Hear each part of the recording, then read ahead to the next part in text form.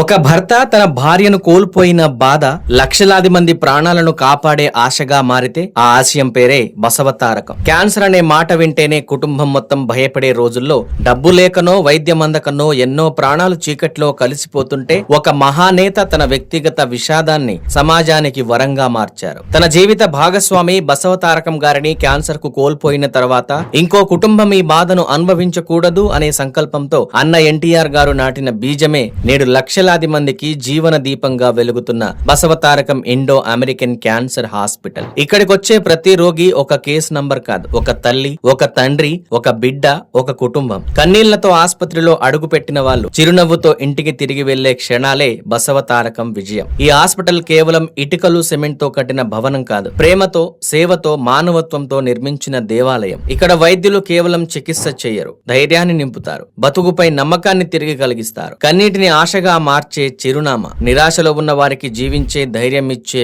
పేరు. 25 ఎందరో ప్రాణాలు నిలబెడుతున్న బసవతారకం హాస్పిటల్ కి, దాన్ని నిర్వహిస్తున్న నందమూరి బాలకృష్ణ గారి సేవకు సెల్యూట్ చేయాల్సిందే.